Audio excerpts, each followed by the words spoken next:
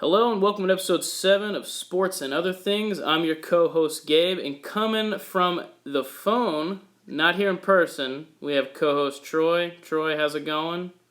Oh, pretty good. How are you guys? Well, we I appreciate. guess it's just you. Well, we appreciate you calling in, man.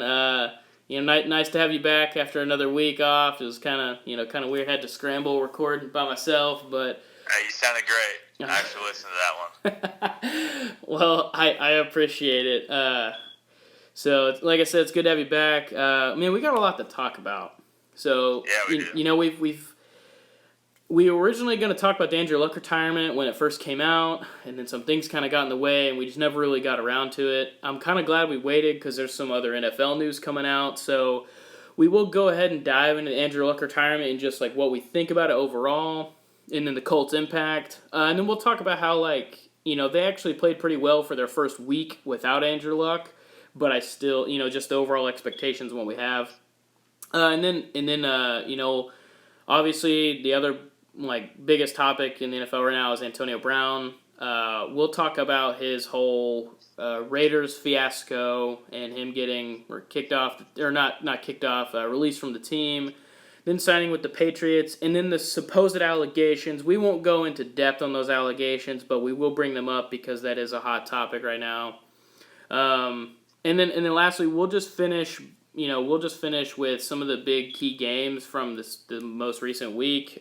Just because there were a lot of big important games that kind of shocked us and surprised us, and so that's pretty much all I have. And then if we have anything else, if we got a little bit of time left, we can go into some other news topics, but other than that, we can go and get started. Do you want to go ahead and start with the Andrew Luck retirement? Sounds good to me. Cool, man. Whenever you're ready. So, I think Andrew Luck's retirement was a shock to everybody, but at the same time, I think that definitely was something that people could understand. I know that there was a lot of social media posts talking about how Andrew Luck should continue to play because he's one of the top quarterbacks in the league, and it's my entertainment and all that stuff. Some of it was just people being dumb, and part of it, I think people were actually being serious. But I think that it comes down to the dude gave us 7 great years. He was hurt a lot. The Colts learned the hard way to build a line, then build a quarterback instead of building a quarterback and trying to put a line in front of them. Yeah. And they have one of the best offensive lines in the game right now. I think his name's Quentin Nelson. Dude's a second-year player. I think second-year player, and the dude absolutely destroyed Melvin Ingram, my boy. But Melvin Ingram came off a spin. Nelson plays left guard. And as soon as he came off the spin, Nelson just absolutely destroyed him. And the video's been all over social media. I think it was kind of unfair because he was coming off the spin, but still, Quentin Nelson's a great guard, and that whole offensive line is great. But I think that the Colts team, let's talk about the Luck impact first before I start really getting into anything else. But I think that Andrew Luck needs to do what Andrew Luck needs to do. If he wants to be able to pick up his kids, I think that was a problem, and multiple other problems. But quality of life is a little more important than playing some football. Right. Yeah, and it's kind of like some of the conversations that we had previously. Like, the guy, like you're saying, he wants to be able to pick up his kids in the future. He wants to be able to, go, be able to dance with his wife, be able to travel the world and be able to do that in, relatively pain-free. I mean, he might have some lingering things, but overall, since he's retiring so young, he's going to have, a relatively pain-free retirement. And I think, yeah, hopefully. And I think that's what a lot of guys that retire from the league, I think that's what a lot of guys don't have. And I think Luck knows that, and after just battling constant rehab, I think, he had to do what was best for him and his family. I can't fault the guy at all. Is it a bummer that we're not going to see him on the field and see him, continue to put up the amazing numbers he was putting up while still being partially injured? Yeah, it's a bummer, but I just can't fault the guy whatsoever. And like I understand the fandom, and I understand the Colts fans booing him during that preseason game. I understand, but man, he gave them a lot. He gave that city a lot. It's unfortunate that it had to end the way it did, but I have nothing but respect for the guy. He's a very classy guy. I listened to they showed some of the things where he was mic'd up on, and like he would literally get sacked and leveled by a defensive lineman, and then Andrew Luck could get up and be like, "Hey man, that was a nice hit." Like he's just a classy, good sport about everything. Oh yeah. And so I wish him nothing but the best. I hope his retirement is enjoyable and pain free, because I can't imagine having to live the rest of his life. And he's still very young, and he would have to live the rest of his life in pain because he wanted to continue playing football. I just can't fault him whatsoever. Oh, exactly. I think another big thing is like people forget that he played football at Stanford, and as a lot of people know, if you play football at Stanford, you're smart, because a lot of schools, like, they don't care. Like USC, to become a student at USC is difficult, but whenever you're just going to play football and you're a talented football player, they don't care. They're just like, come on, if you can get at least the minimum, we'll take you. And Stanford's not that way. You got to be smart to go to Stanford. Yep. And I'm pretty sure he's got a degree from there. The dude, if he wanted to, he could go do other things. He doesn't need to play football. Another thing is he made a lot of money in the National Football League, and I think he needs to just go enjoy it and not continue to hurt himself and rehab himself and then re-hurt himself and then rehab himself again. Yeah, and then he also has like all the money he made from endorsements, and I can't imagine that just because he retires from the NFL, like there'll probably be something that he'll still get an endorsement on. It may not be anything crazy, but like because he's still a big name, he's still popular. Like he'll probably do something, and I wouldn't be surprised if here in a few years he does some kind of sideline report, or not sideline reporting, like analyst and color commentator for games, like Tony Romo. Yeah, like Tony Romo, like, because I think fans enjoy it more when you have that player perspective, because they, unlike some of the announcers that are on there, they understand how an offense works. They lived it.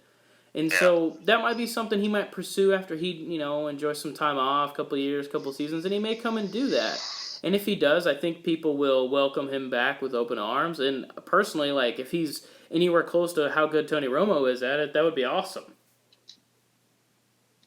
Oh yeah, I think that Andrew Luck knows the game of football just about as good as anybody, and I think that would be an awesome thing to do for him. And I mean, even his dad has a part in the XFL, so I mean that could be another opportunity. He could go be an owner or something. Yeah, he could be an owner, or he could be a coach, or he could be a coordinator. He could do a lot of stuff. I mean, he could still even be a coordinator on like a regular NFL team. Like it's. Oh yeah, he could definitely be a coach. He's definitely smart. Yeah, he's a super smart guy. So, I mean, there's definitely a lot to go with it. But I mean, we could kind of transition to what we think is gonna, what we think is gonna come up next for the Colts. They finally got their line, like you were saying. They finally got that situated. Well, they have Jacoby Brissett, and that's just kind of I mean, I'm not saying he's a bad quarterback, but obviously he's not the caliber of Andrew Luck, and so you have to deal with that. Plus, that's a pretty big hole to fill. Jacoby's good, and Jacoby is talented, and he may get to become a really good quarterback one day. But I just don't think at this current level he's not. And he didn't have a bad game this last week. Like, it wasn't terrible. He was 21 of 27, 190 yards, 2 touchdowns, and no interceptions. That's a pretty solid game. Andrew Luck may have had more yards or something like that, but it's not terrible. It definitely helps. Not to cut you off, it definitely helps when you have Marlon Mack as a running back, and Yeah. he goes for 25 carries for 174 yards. Yeah. Averages 7 yards a carry. Like, I mean, that speaks for itself. Of like, Yeah, it picks up a lot of that offense that is no longer needed to be carried by the quarterback now. But, I mean, I think Jacoby did pretty good in his first game as a full-time starter. Obviously, he was a starter when Luck was injured and out. But, like, now he is the franchise quarterback. And I think they did a good job is just in case, something crazy happens and Jacoby doesn't work out or he gets injured. They did sign Brian Hoyer, which Brian Hoyer did have some good games when he was with the Browns. He just battled so many injuries. Yeah. Yeah, he battled so many injuries that it just made it difficult for him to stay on the field. So, he was the Patriots' backup. That's... I don't think... He's been on half the teams in the NFL. Yeah, and I think a lot of that is just because he's been injured, and I think he's not the best quarterback, obviously, but he's not the worst. So if something happens to Jacoby, they do have a quarterback who could come in and probably, finish a game.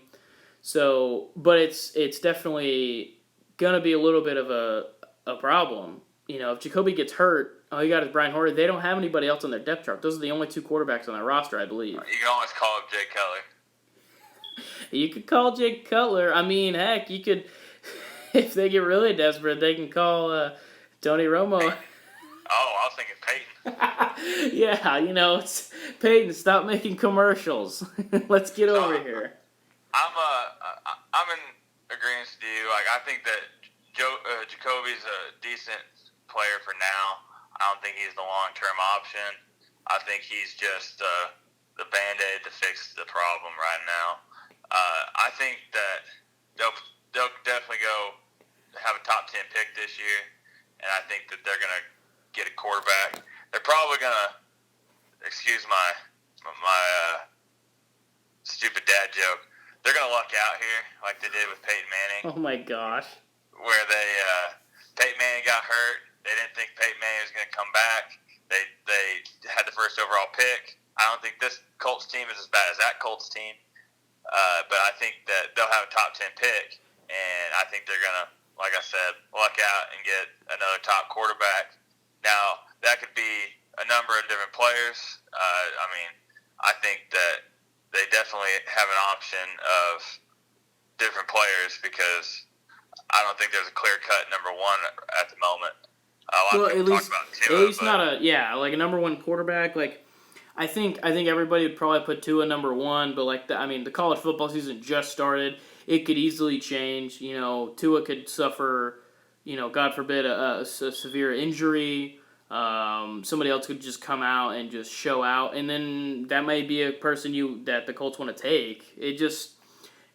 It really depends. It's kind of up in the air right now, and who knows? They could, if Jacoby finishes the season really strong, they could not, they may take a quarterback like in the, late rounds, 4th, 5th, or 6th, something like that. And then, that'll be Jacoby's backup if something were, if he were to struggle or whatever. I'm definitely, I'm more for the Colts than I think you might be, but I still don't think that Jacoby Brissett can be, I don't think the Colts are going to think that he's going to be anything past this year. I just think that they watched him play when Andrew Luck was hurt, and unless he's just gotten so much better, there's no way he's going to be a full-time starter. Now I'm not saying that because I don't think he's very good. I think he's pretty good, but the problem is whenever you have a team that has the caliber that the Colts have. Right. I think he could go start for a lower level team and be a good quarterback. I'm not saying. Go throw him on Tampa Bay. He'd probably start over Jameis Winston. I mean, that's pretty possible. Now, the Colts. My impact for the Colts this year, I think that the Chargers are a really good football team. They got a quarterback. Melvin Gordon's out, but Austin Eckler is awesome. They got good receivers. They got a good offensive line, defensive line, linebackers, and the secondary. A very full, good football team. The Colts are built a lot like the Chargers in a lot of ways. They have a little bit better offensive line. They got a little bit better players in the backfield of the secondary. They got Malik Hooker, who's healthy now. Him and Derwin James both are top, but Derwin James hurt right now. You got what's his name? Darius Leonard. Darius Leonard was defensive rookie of the year last year. Also had, I think, the most tackles. I mean, the dude's a stud.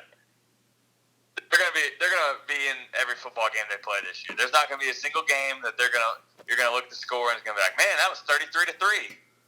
Steelers. Yeah, exactly. That's what I was saying.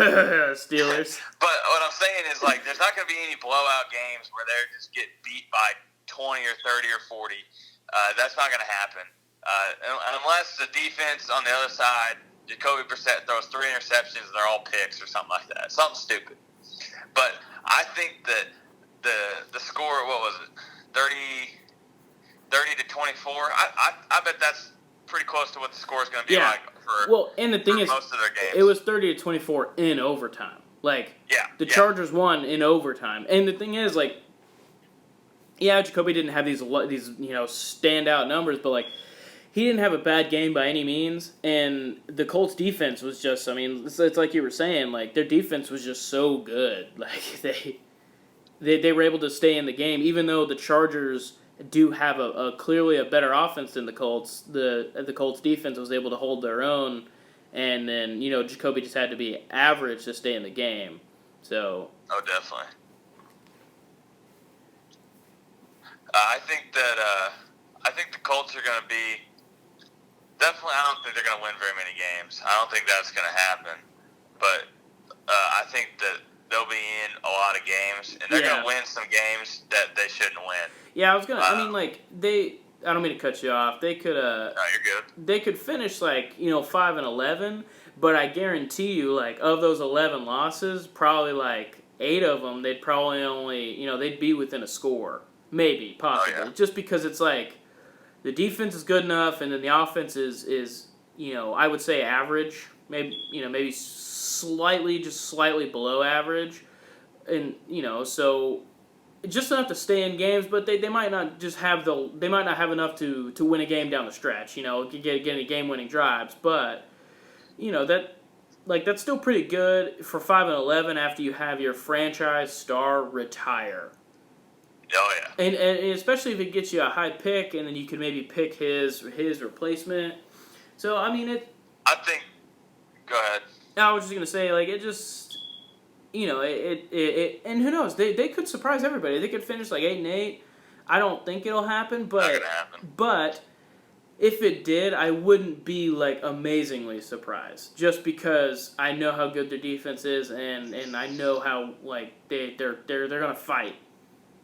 Yeah. Oh yeah. What I was gonna say is I see Justin Herbert from Oregon being a pretty good pick for the Colts. I think that he'd fit their scheme. He's a similar player to Andrew Luck. As long as he doesn't throw any Hail Marys.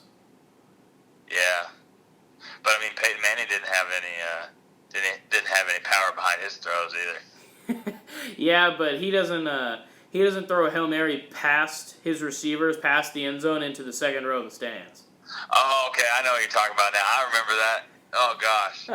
Yeah. Yeah. He needed another 20 yards to throw that pass. I know, and that's the thing. Like they had a somewhat chance to beat Auburn. Man, he just he overthrew that one by a pretty good, probably like 15 yards. So I think he had a little more power than he was expecting. So I think that he'd be a good player.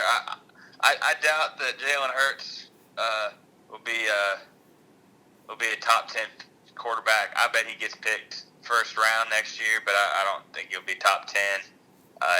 Unless the Colts are just completely looking for a guy that's going to change their offense like a Cardinals type. But I don't think they're hiring. What you're saying is Jalen Hurts is not going to win the Heisman Trophy and be the number 1 overall pick?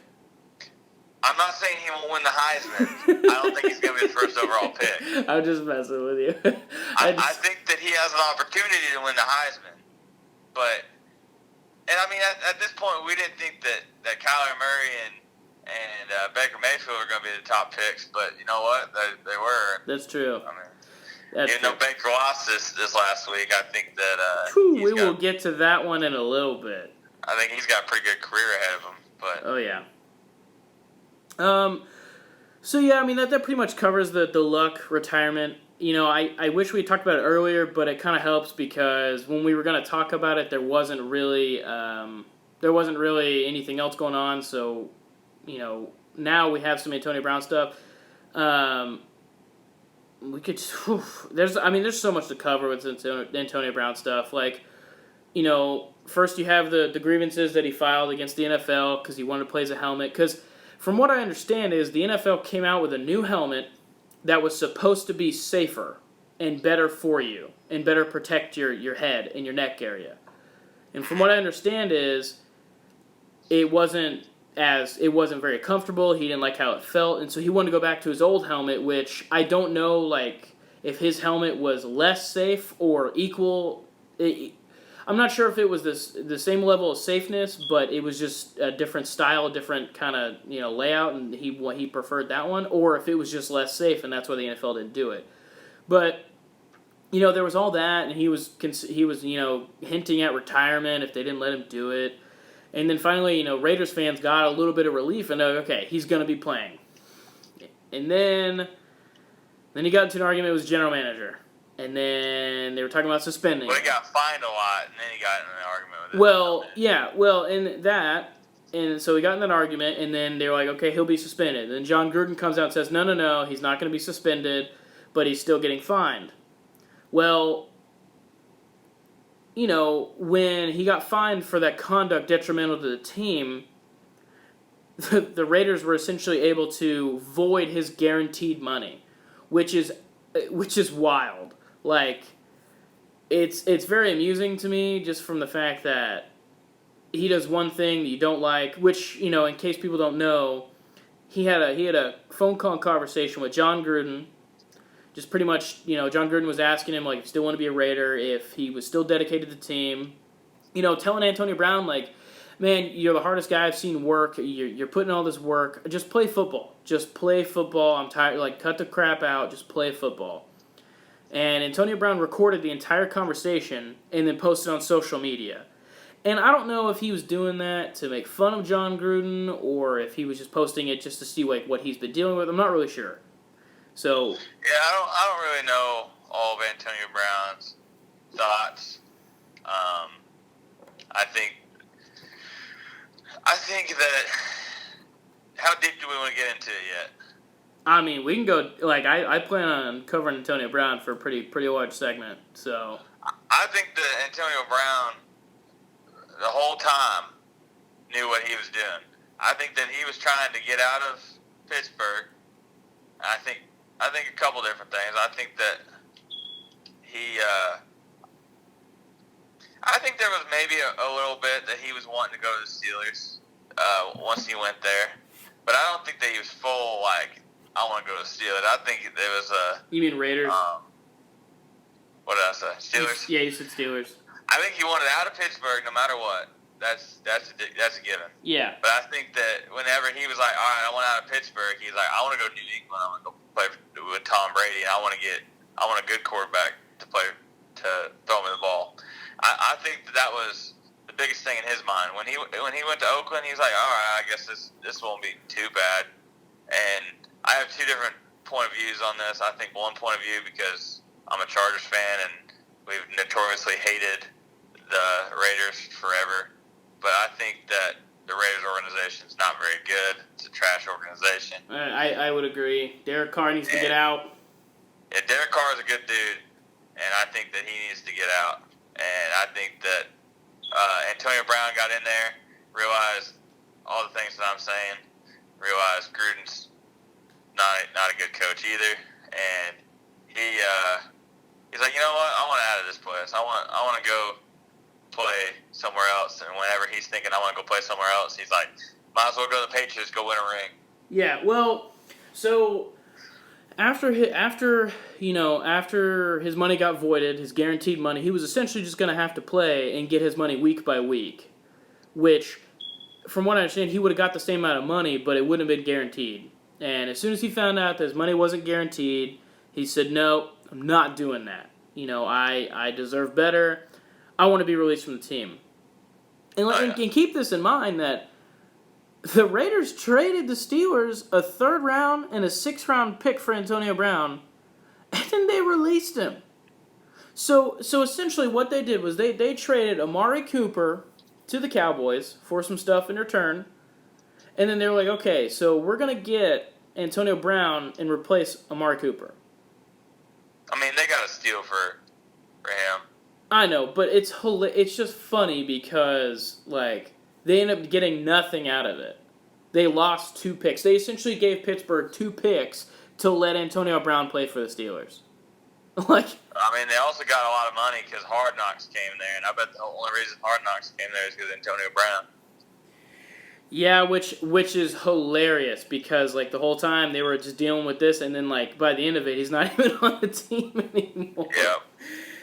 So, like, yeah, I mean, that whole thing is weird, and then, like, people were talking, the Patriots won't sign him because he's been, kind of a problem in the locker room. You remember Michael, what was his name? Not Michael Floyd. Was it Michael Floyd? Played for the Cardinals. Had a DUI, like, middle of the year, and he what did he do? He had a DUI, and the Cardinals released him, like, on spot. Well, the Patriots signed him, like, the next day. Yeah, well, and another thing, like, here's what I'm thinking. Like, he might be a problem, but they got Josh Gordon currently on the roster. They had Randy Moss. Had. I said had. Oh, I thought you said have. I was like, I wish they have. Yeah, so they had Randy Moss. They currently have Josh Gordon. Like, and by the way, Josh Gordon was awesome against the Steelers. Like, it doesn't matter what their past is because Bill Belichick doesn't put up with crap. You get on the team and you're going to play. Oh, yeah. And so that's the thing. It's like people were, talking like, the Patriots won't do that. And then they did it. And then other people were like, well, that's just not fair. But what's funny is, like, the Patriots may be the only place that he may legitimately work. Honestly. Like, I can't think of another organization that is as well run and is as successful as in the last, decade as the Patriots. There's not another one. He could probably go to the Chiefs. Chiefs a good organization. They're coming up quickly. They'll probably succeed the Patriots whenever the Patriots eventually when Tom Brady retires. Exactly. Yeah. So, like, Patrick Mahomes throwing Antonio Brown would be cool. Especially since Tyreek Hill got hurt. But, like, that's... what are the other teams like? You can't put him on... Shoot, I don't know. I think he might be able to play for the Saints, but yeah, there's not very many teams. Yeah, I mean, there's not very many that are a well-run organization that are willing to put up with the crap and then are not... They're either... The organizations are going to be either too willing to put up with this crap, and then it's just not going to work well, or they're not going to put up with this crap, and he's going to change. He's going to get his crap together. Yeah, I think that like there's a couple organizations that would probably take him, but he wouldn't last. Right. I think Sean McVay would tear him a new one and just kick him off his team. How do you think? I think Anthony Lynn from the Chargers. I was about to ask. Absolutely destroy him. Yeah, I was about to ask about the Chargers. Yeah. I don't think Anthony Lynn is a big character guy. Like every player on the Chargers, you don't see a guy on the Chargers that's just like a problem. I think Antonio Brown is a great player. I got Anthony Lynn, Antonio Brown. I got them mixed up. I think Antonio Brown is a great player. I think that he's one of the best receivers in the league. I don't think that he's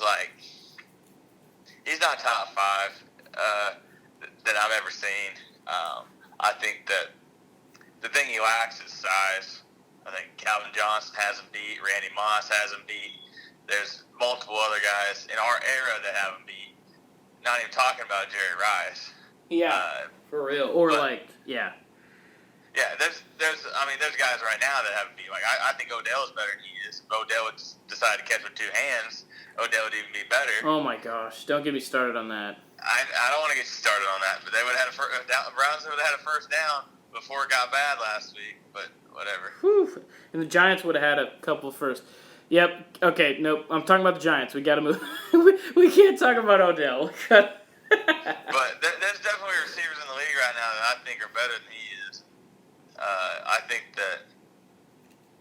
that he's a great player, but I don't think he's not quite the Randy Moss, Terrell Owens, Chad Ochocinco, right. Those type of players that cause problems. I don't think he's at that level. Well, and the thing is, like, at his peak in Pittsburgh, at his absolute peak, I think he was,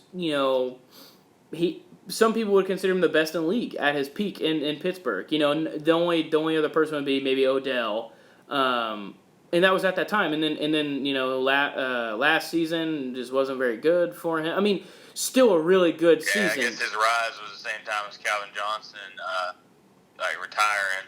So I was gonna say Calvin Johnson's definitely better than he is, but I think that those were right. Just barely different time periods. Yeah, well, and he had a good season last year from the standpoint, but like there was all that tension, and then like who knows what to expect, I don't know. I mean, he's probably going to be awesome because he's playing for the freaking Patriots, but, who knows, honestly.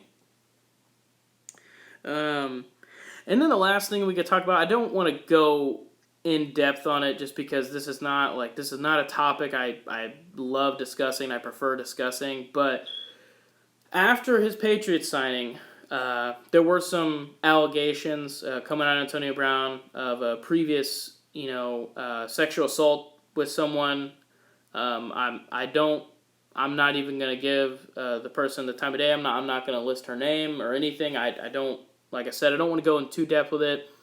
It's my only issue with this is it's just very convenient that when he's on the top of the headlines that this news comes out. I do not want to be a person that will say that it is, a fake claim or anything because, who really knows? I know that a lot of people have a hard time coming out with that kind of stuff, so I will not be giving my opinion on whether it's fake or not. But it is definitely it definitely coincides very conveniently with all this big news coming out of Antonio Brown. So, I agree. I definitely. I mean, we don't really know the background of it. We don't know. Yeah, exactly. Other than like what reporters have said. I just know with things like this, it's just like sometimes it's just like comes up at the right time, and the right time normally means like it's falsified. But at the same time, we don't know.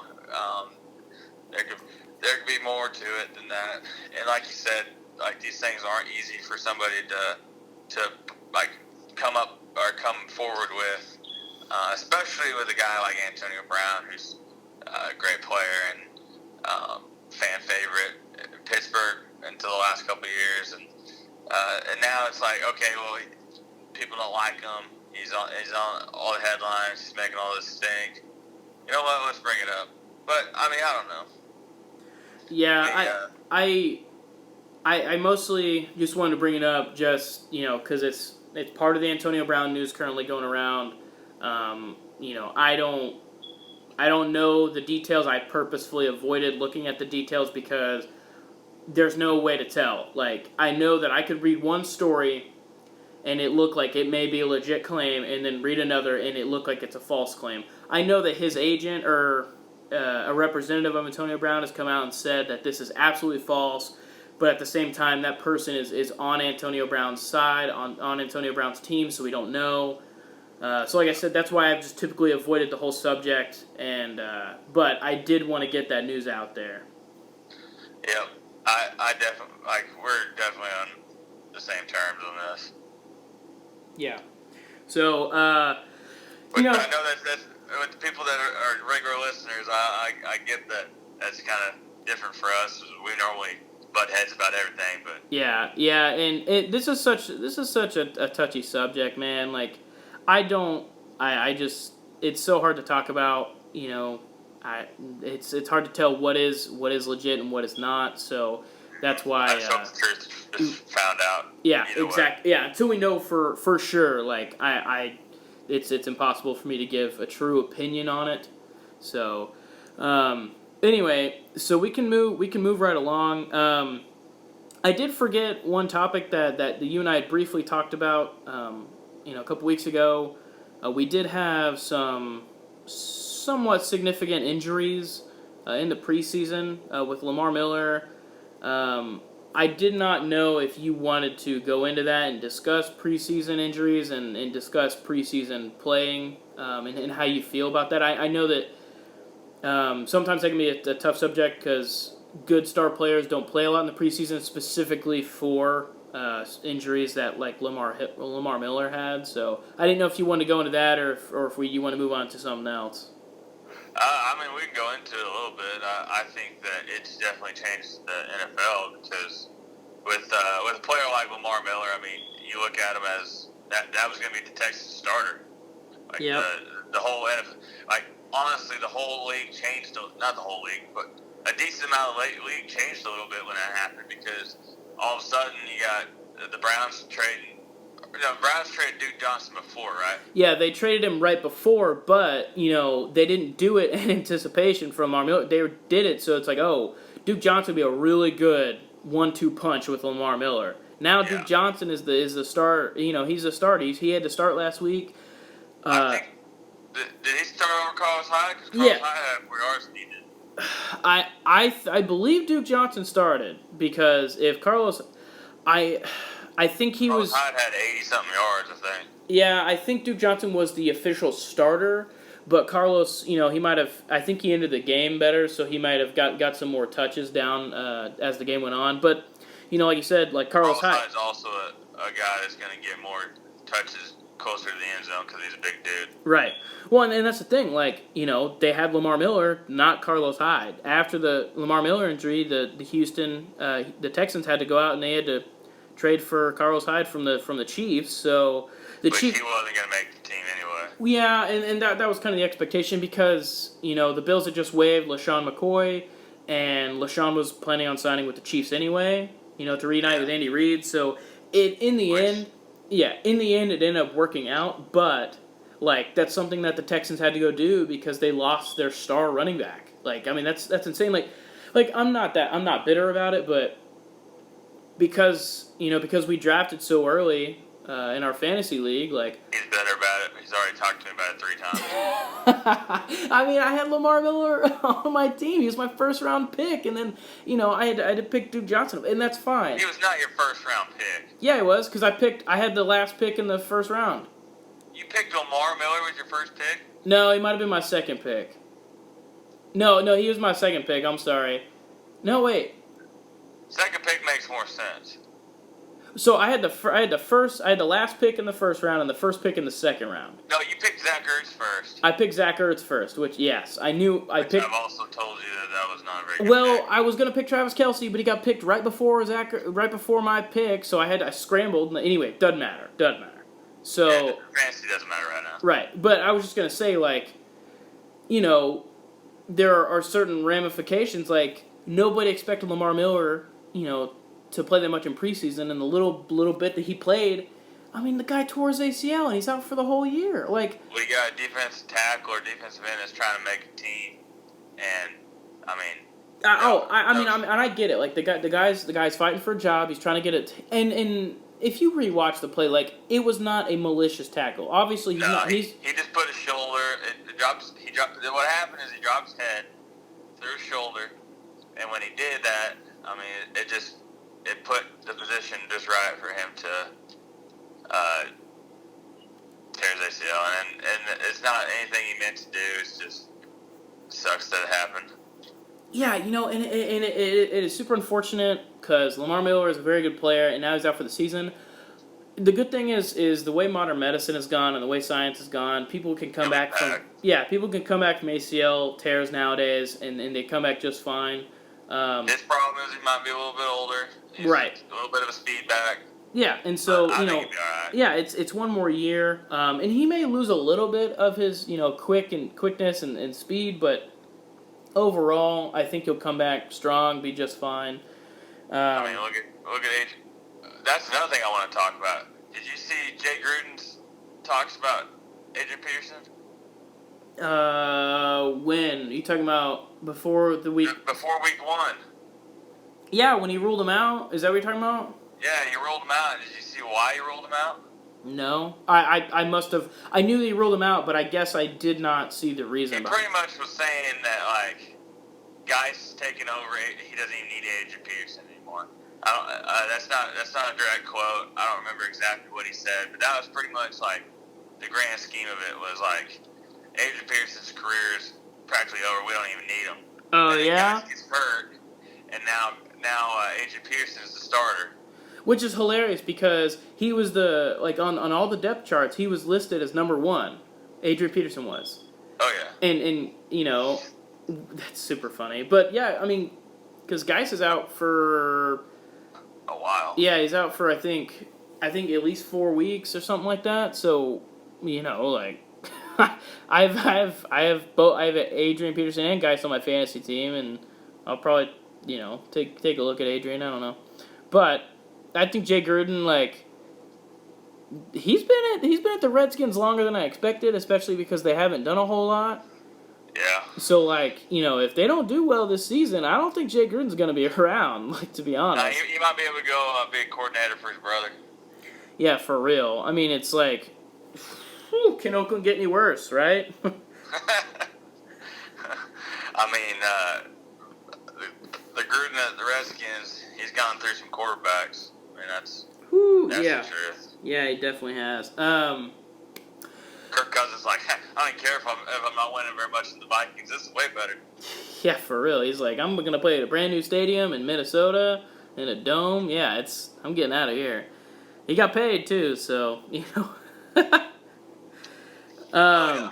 All right, so we got a little bit of injury stuff. Just talking about how like. I don't personally think that star players should play preseason until, maybe a little bit, first half of week 3, and then, they can play a lot in week 4, just so their legs, just so they have fresh legs, so they're not coming back, like, and they have a ton of rust from the offseason. I just don't, like, some teams play some of their star players, like, week 1 and week 2. I just don't see the point. Why risk the injury, honestly? I'm in agreement with you in a lot of ways. I think that, so being a baseball guy, I have been around spring training a lot and watched a lot and everything. Now the injuries in spring training, they do suck, but they're not near the amount that preseason football has. And I think that, I don't know, there's a gray area there because you see the guys that miss spring training, that just skip spring training as a whole, like, they normally don't have a very good first half of the season, where you can do that in baseball. You can go their first 40, 50 games and not play very good. Yeah, I mean, because they have so much time to make up for it, but, like, in the NFL... They don't have that much. Yeah, I mean, you got 16 games, but the thing is, it could cost you your job if you're the projected starter or you're the number 2 guy, and then like you don't perform well, and in the first few weeks, like, you may get benched and you may lose your job, you may get released, you may get traded. It just depends. So, with baseball, there's 162 games. You could play bad for the first 50 and then be fine. Because, like, there's nothing that's been pretty much decided after 50 games. In the NFL, after, like, 4 or 5 weeks, that stuff can start to get a little interesting if you're not helping your team the way you should. I definitely agree. And I think that it's, what do you think that they should do if they aren't playing preseason? Do you think they should have, like, a 7-on-7 league, or do you think they should have more team practices? Like, I mean, I know the Saints and the Chargers, they have combined. Yeah, I really like what Team the Saints. practice. I like what the Saints and Chargers did. Like that's a cool little thing, for fans to enjoy, and then also like the guys are legitimately getting reps in. They may not obviously be at full 100%, but I mean it's better than nothing. I think it's fine to play your star players in preseason, but minimal amount in week 3. I say hold them out week 1 and week 2, minimal amount in week 3, and then you play them in week 4. Because remember the season where every single wide receiver on the Giants roster got hurt? Like Odell got hurt. Isn't that every season? Feels like it. Poof, man, it feels like it. But Odell was hurt in the preseason. He hurt his ankle. I can't remember if it was I can't remember if he rolled his ankle too hard or if it was a sprained ankle. I don't remember what the actual injury was. Last year, wasn't it? No, it was the year before his last year with the Giants. So it was. Was this the year that he got? It was banged up and then he got hurt really bad. Yeah, it was a season-ending injury. It was that season, but so I mean he got super injured in the preseason. He missed week 1, I believe he missed week 2, and then he came back, and the guy didn't look the same. And then 2 weeks later, I mean he broke his ankle, or whatever the injury was. It's been so long. I try to just put that out of my memory, but yeah, something with his Achilles and. Yeah, so he messed that up, and then he missed the rest of the season, and it's I don't know if the injuries were connected, but my guess would be that they were. So if he had got held out in preseason and not hurt, maybe he finished season well, and then the Giants actually do well that season, because they had made the playoffs the previous year. They literally came off a playoff berth, and then all their wide receivers got hurt. Seriously. Yeah, I mean, I don't think the Giants would make the playoffs again, but yeah, I think that you definitely need to play some preseason because, if you just watch most guys after they get hurt, I mean, they're not the same when they first come back, or they come back and they're just killing it. There's kind of a hit and miss there, and I don't know. I don't know if I know the right solution that they need to have yet. But I definitely think that playing your star players week 1 and 2 is not the solution. Yeah. You could actually play them all 4 weeks, but maybe week 1 and week 2 just one drive. And then week 3 maybe a quarter, and then week 4 is when you play them half a game or to a full game, whatever. That way, there's the minimal amount of time possible, but enough for them to get reps in and just keep their bodies in good shape. Which I know they're going to be in shape even if they don't play, but it's not quite the same getting on field reps than it is just working out and stretching and all that other stuff. Exactly. So. Well, so we move into the next topic. I wanted to kind of discuss some of the bigger games this last week. Like we've previously said, we are from Oklahoma, and so we are OU fans. So Boomer. Yeah, Boomer Sooner, man. But some former Oklahoma players had a great week, and some had a rough week. So, we follow the Browns here a lot. A lot of the Browns games are going to be televised in Oklahoma this year simply because Oklahoma's... Yeah, exactly, because of Baker. We petitioned for it. But, the Browns game was interesting because at the end of the going towards the end of the third quarter, they were only down by 9. Well, they ended up losing by 30. That's... Yep. They... Go back to Odell. If Odell had a spot that he... Baker dropped back... There was a couple bad plays all at one time. Yeah. But there was one play where Baker dropped back, and he started to get the start of a sack, and a lot of refs. I wouldn't say it's quite a rule, but it's just a thing that they've started doing is if they see no forward progress is really going to happen to save injury on the quarterback, they blow the whistle. Yep. Blow the play dead. In this instant, the ref had the wrong angle. And yep. Baker Mayfield was coming out of that. He broke out of it, And like as he gets free, they blew the whistle, and he was mad. He was visibly frustrated, but at that point, I mean, they were already down by like 20, 20, 23. It wasn't that bad at that point. Well, so the Titans had already scored in the fourth quarter. They were down by like 12 or 14. Well, so yeah. I mean, they were down by multiple scores, and there wasn't a lot of time left. They probably weren't going to win the game, but like, There's like 8 or 9 minutes left in the fourth. I don't think there was that much time, but either way, okay. I don't think they would have came back and won the game. But man, they didn't even give him a chance. Like, and I completely agree. Like, obviously, you don't want a star player, a player who's as important to a team like Baker Mayfield is. You don't want him getting hurt. I get it. I do not fault the refs at all. He might have been a little mad about it, but I think at the end of the day, like, he's got to understand, like, they were already. A lot of their team had already given up, unfortunately, and the Titans had kind of been playing really well the last few drives, so he'll probably understand. But, to go over the overall game, the Browns, I didn't get to watch the first drive. That was the only drive of the game that I didn't watch, unfortunately. It's because I was trying to drive to get to, where I was watching it. But I was talking to my dad about it, and he said that they looked awesome on that first drive. Oh, yeah. Yeah, he said they looked great. And then guess what happened? They didn't score the rest of that quarter. They didn't score the second quarter. They scored 7 points in the third, and you're like, okay, so they got a shot. Well, then, that's when the game started getting rough. Baker had already thrown an interception at that point. The next one, he threw it, and it got tipped by a receiver, which I think might have been Odell. I don't remember I don't know who tipped it, but a receiver tipped. Was it the first pick that he threw? Is that what you're talking about? Well, so his first one was legitimately like he just threw it behind his receiver, yeah. and then the Titans defender caught it.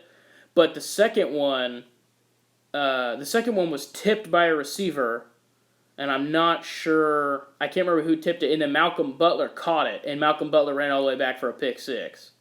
Yeah. And then he threw another one that was also it went through the hands of a Browns receiver, and then that was intercepted as well. So. Baker ended the game with his stats not overly that great because he ended up throwing 3 interceptions, but 2 of them were not his fault. The first one, he threw it behind his receiver. That was a bad play on him. But I think the game just kind of got out of hand really quick. And the Browns, who I had high expectations for, and it's only week 1. They can turn it around. It's not a big deal. If they lose to the Jets without Sam Darnold, this season might not be looking as good. Yeah, for real. Like, Sam Darnold's not playing. That's going to be interesting. But unless Le'Veon Bell just goes off for 300 yards and 4 touchdowns, and the Jets defense just absolutely shuts Baker down, I mean, there's not. Yeah. There's not a whole lot of hope there. Yeah. Well, so the end result, Browns end up losing by 30. It's not a very good look for week 1, but. That's something that they can turn around. That's something that I think that they could finish the season just fine. I think everything will be okay when it's all said and done. My next game I want to go to, the absolute destruction of the Miami Dolphins at Miami, by the way. Hollywood freaking Brown. Holy cow. The guy was awesome. Marquise Brown, he got 5 targets, caught 4 of them, 147 yards, 2 touchdown passes, which I believe one of those touchdown passes was for 88 yards or something like that, 87 yards. Let me go here. One of them was for 47, and then the next one was for 83. Yeah, 83. Yep. That's awesome. And then, another OU player, Mark Andrews, he got 8 targets, 8 receptions, 108 yards, 1 touchdown. Guys played awesome. And then Lamar Jackson, 17 of 20, 324 yards, 5 touchdowns, 0 interceptions. You want to know something crazy? RG3 got to play, and he went 6 for 6 for 55 yards and a touchdown pass. Yeah. And I'm not saying RG3 is, the worst guy ever, worst player ever, but when he gets in the game and gets to throw a touchdown pass and is 6 for 6, man, something's up. Final score of that game, in case you guys don't know, is 59-10. I've never watched highlights of an NFL game where a team scored 59 points. One of the highest games I've, ever watched part of was that was the game from last year. The 52-49 was the Rams Chiefs game. But man, 59 points. Holy crap! Oh yeah, 59 points is a lot. I mean, it just shows you how bad the Dolphins are. Oh man, the Ravens had 643 total net yards. You know how many? Guess how many rushing yards the Dolphins have or had? Is it in the positive? It's positive, but it's not very much. 7. They had 21. I mean, that's 7's a fraction of 21. Yeah, but Baltimore had 265. Like, oh. But yeah, I mean, Lamar Jackson's their running back. I mean, dude, even RG3 got in on some of the running. Like, whew. That was my favorite part of my favorite part was that Hollywood Brown went out and showed out and said, look at me, I'm 5'9", 170 pounds, I'll outrun you. And I'm a and rookie. He wasn't even 100%. Yeah, and he wasn't even 100%. Yeah, it wasn't even 100%. Which the coolest part about that, let me say this other part, and then I'll say this. All right, so Lamar Jackson, whenever he was coming out of Louisville, not very many people believed in him as a quarterback. I was one of those. You didn't believe in him? I just didn't think. I didn't know. I didn't trust his running game. I didn't know how it was going to translate. I thought it was going to be another RG3 situation. Ironically, RG3 is on the team. But he's not running as much as I expected, and he's throwing the ball more, and he's playing a lot better. I knew he had a cannon. Yeah. When he was at Louisville, but I knew that he didn't have the best accuracy. Yeah. And so that was my question mark with it. If you had told me by the end of the season he was going to be starting and Joe Flacco was going to get traded, I would not have expected that. I mean, I'm super happy for the guy. I'm glad it worked out. I think he was a great player in college, but I'll let you finish your point. I think that he, like you said, he was a great player in college. I did not think that he was going to end up being a starter. But like the dude balled out last year, and if you look at him now, I mean, dude's buff. He's definitely gained some weight. He's not the little scrawny dude that we remember watching at Louisville. He's a big guy. Yeah, he's bulked up for sure. And I think that he's still just as fast as he was. I'm not saying he's not, but I don't think he's cares about the run game. Yeah, I think he wants to throw the ball, use the run game when he needs to. Which I mean, if you watch the game with Kyle Murray, I mean, Kyle Murray didn't run the ball very much. Yeah, do you know how many rushing yards Lamar had in this game, by the way? 40.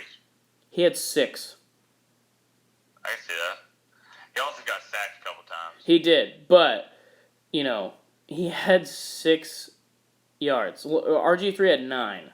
Okay, so, like that just shows you, he didn't need to run. I know it's the Dolphins, but the fact that he didn't need to run at all to torch the Dolphins is just hilarious. Oh yeah, well, and I think that his accuracy's gotten a lot better since Harbaugh's a freaking good quarterback coach. Yeah, and I agree. I think that having him be his coach has done a lot of good, and then I think that just being in an NFL team, I think has been good. I think that Louisville, not the greatest program out there, not terrible, but I think that he could have had some better college coaches teach him a little bit better accuracy. But I think that the greatest thing for him is to keep giving him offensive options and weapons. Yep. You have they have 3 tight ends that are pretty good. I can't remember the third guy's name, but Hayden Hurst was a first-round pick, and Mark Andrews was a third-round pick.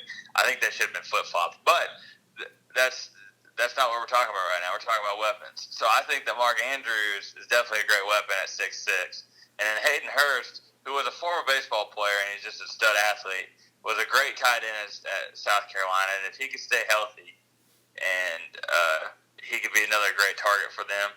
But I think that having Marquise Brown, it's going to be big time because Lamar Jackson always has that strong arm sitting there. I mean, you can you can just be like, oh, okay, not open, not open, not open. Where's Marquise? Oh, he's 70 yards down the field. Let's just jump this ball. Well, and that's the thing. Like, he hit Marquise Brown in stride, so that was nice. But the thing about Lamar, like, I think it really helped him to be behind a veteran quarterback like Joe. I really think that, even though he lost the starting spot, he seemed like he was a really good sport about it, and he was a really good vet to Lamar. And I think that was like one of the most ideal situations you can get. You get behind a vet who's been in the league a long time, a Super Bowl winning quarterback. A guy that has been a top quarterback. Yeah. His body's kind of where he did have a good game this last week.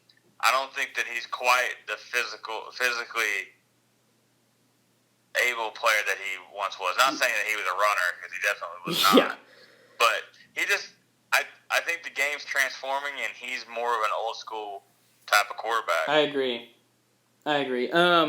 So, I think I figured you asked me who would beat the Dolphins who would win between the Ravens and Dolphins. I would have told you the Ravens. I didn't expect that score. I don't expect them to continue high scoring games like that because they'll play better teams. But I have some high hopes for the Ravens. Put them up against Chargers, they're not going to score 59. Obviously, but I have high hopes for the Ravens. Like, they might actually, they could finish better in the division than the Steelers. I would not be surprised at all. I would agree with that, especially after the Steelers lost 33-3. Right. Even though it's to the Patriots. Yeah. They still lost 33-3. So, but the fact that the Ravens scored 59 is not even my favorite moment from the Ravens-Dolphins game.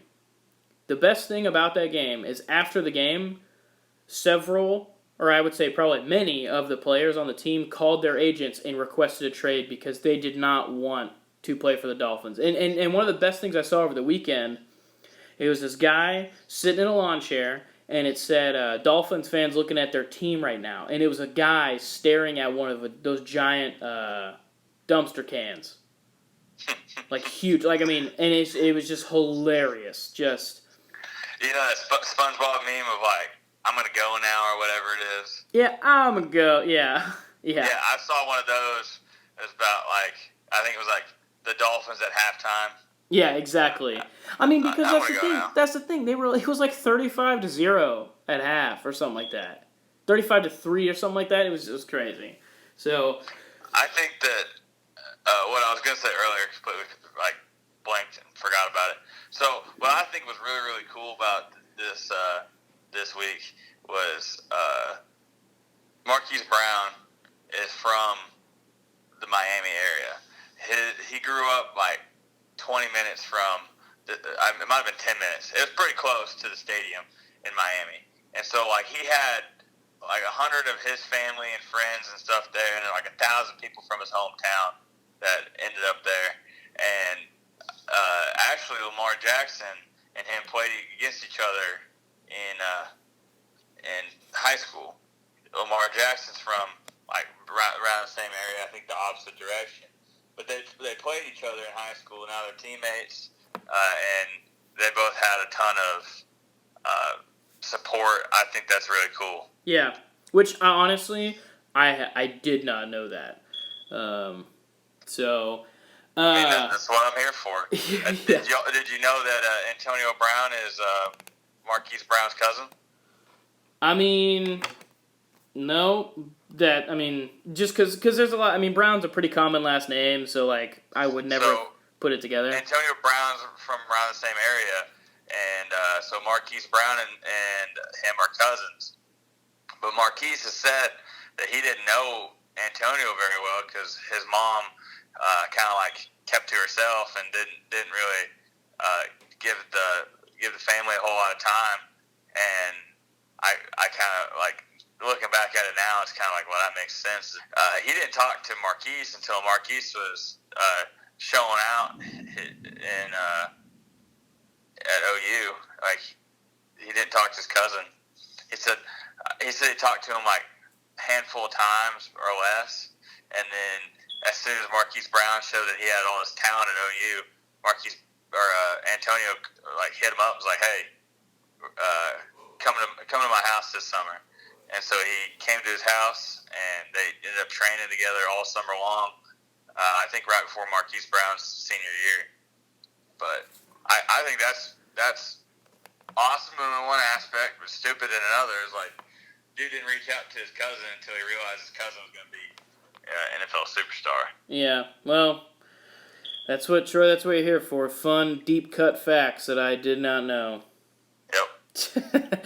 All right, another interesting game. Not a high important game, but just interesting. Number one. The Colts game, yeah, I know.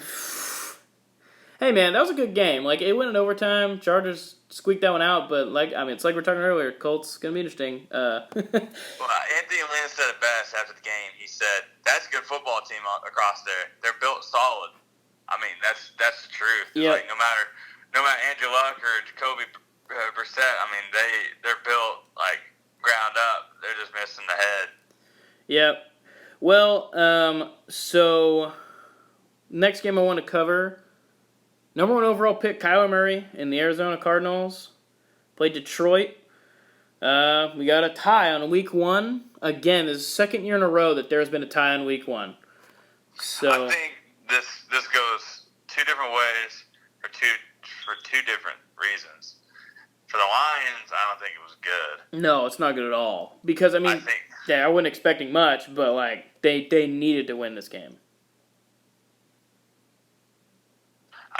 I think you're right. I think that the Lions need to win this game, and I think that the Cardinals, I mean, they don't need to win any games this year, really. Right. They need to figure out their offense, figure out their defense. They need to. I know that this is more of a NBA thing, but they need to win games. They don't need they don't need to win games. They need to try to get a better pick. But that's something that's more like NBA. I think NFL, where they really don't try to lose games to try to get the first overall pick, try to get Zion Williamson, like a lot of teams did in the NBA. Yeah. But I think that it would be in the best nature for the Cardinals if they didn't win very many games. But I think that it looks really good for them whenever they have a tie game against the Lions in week 1 when they have a rookie quarterback. No matter if he was the first overall pick or not. Right. Look at Josh Rosen last year, who was the 9th pick. I believe he was the 10th. 10th pick. I don't know why I always think he was the 9th pick, but 10th pick. At one point, Josh Rosen was considered the number 1 pick, and he got picked 10th. Now he's playing for the Dolphins as backup, I believe. I don't think he played. He might have played after they were getting killed so bad. Well, maybe Fitzmagic got the start. Yeah. But I think the Cardinals have a pretty good foundation. I think that they just need to get better in some ways. Yeah. Well, and here's the thing. But Here's the thing. The game was a tale of two halves. I mean, the Cardinals were down by 18 to the Lions. Murray threw 2 interceptions or something like that in the first half. He had 1 interception, which is in the first half. And overall, his stats are not that appealing. He went 29 of 54. I mean, that's a lot of passes. That's a lot of passes, and that's a Texas Tech sounding thing. Well, it's a lot of passes, and then not a lot of completions to go with those passes. So it's but I mean, definitely Cliff Kingsbury style for sure.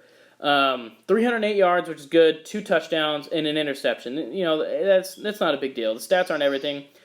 But, they were down by 18, and he helped lead them back. You know, Larry Fitzgerald looked awesome. But he helped... Larry Fitzgerald is awesome. Well, he's still awesome, but, nobody really knew what to expect because he had kind of a down year. He was great in that game. But,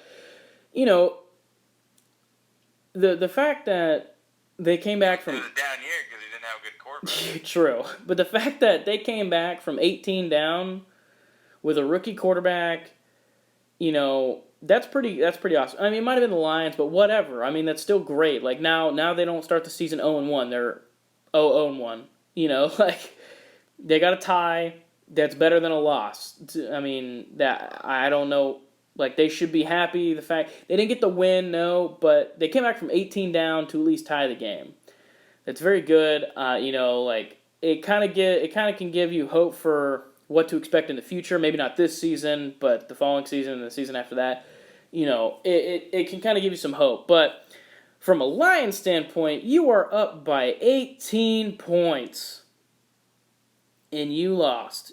They scored 17 in the first half. They got shut out in the third quarter. They scored in the fourth quarter, but it was right at the beginning of the fourth quarter.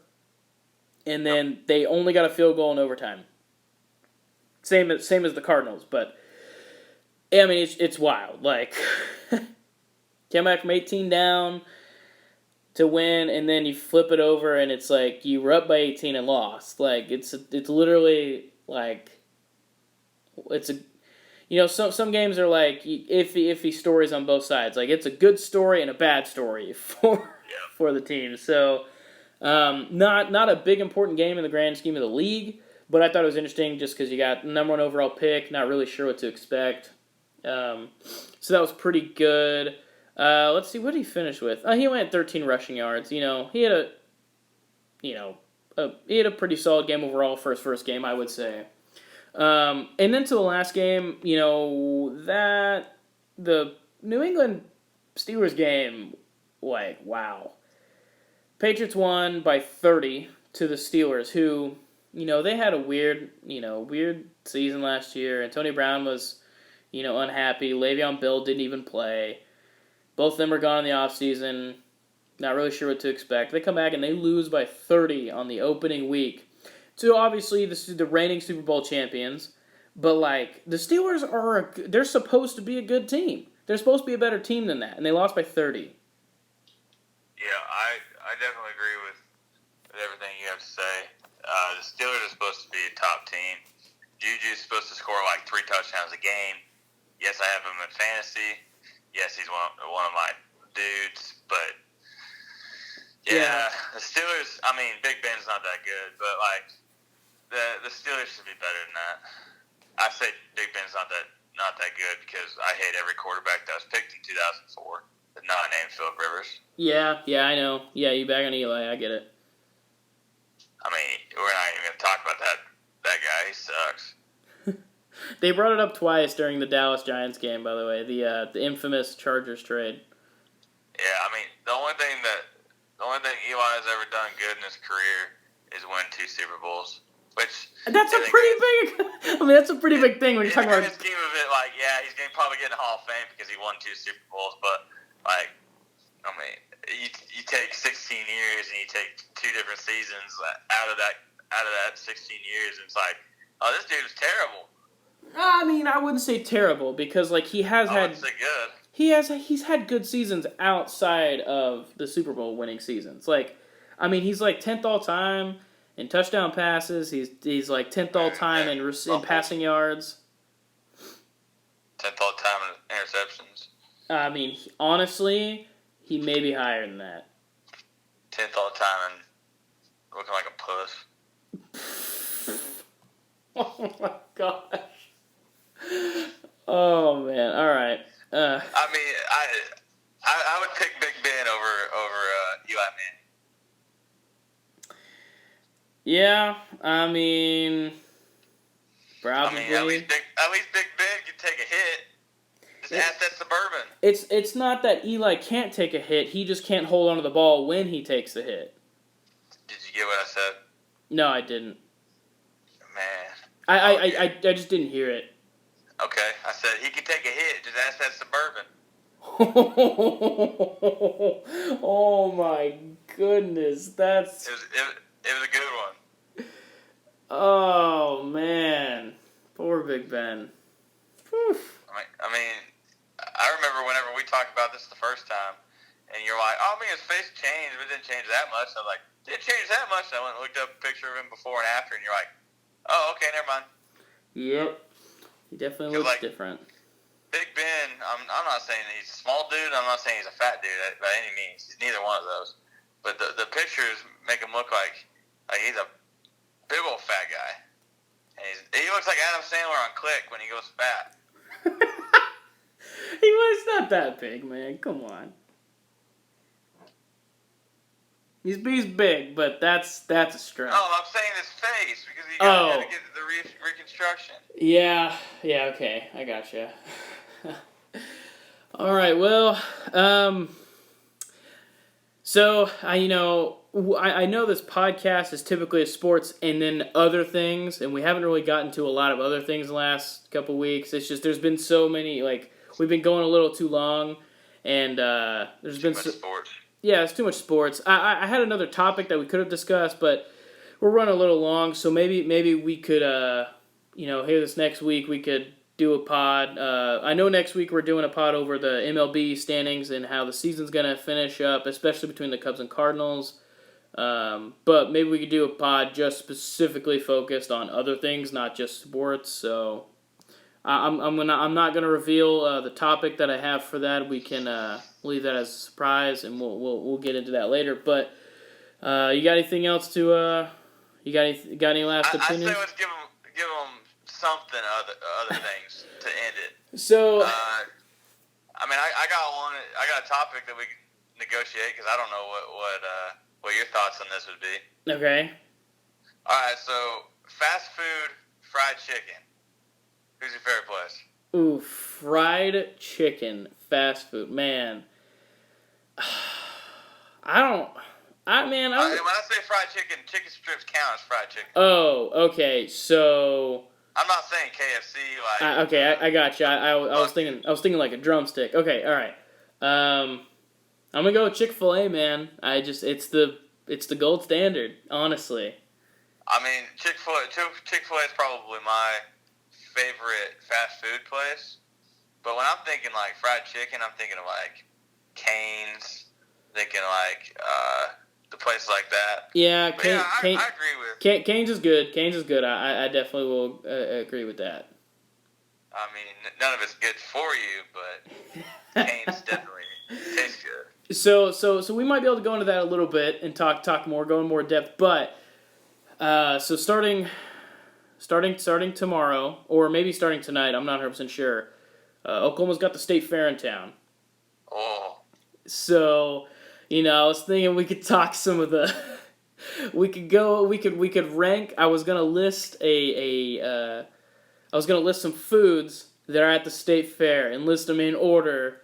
Either in order that you would eat them, or in order that you like them the most. Whichever. I mean, typically those go hand in hand, but you may be willing to eat something more than how much you like it just because you want to try it. But that was something. I mean, that's all the fair is trying stuff that you don't know if you're gonna like. Or not. Exactly. So I definitely there's some foods I'd be more willing to try, but I don't like it as much as some others. So I thought we could go into that. And, maybe do I'd probably do like a top 10.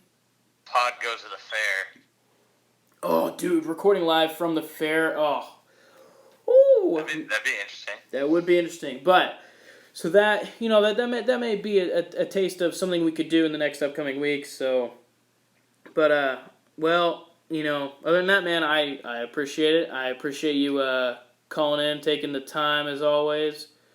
We'll definitely have to get some MLB talk in next week. Oh yeah, and I'll be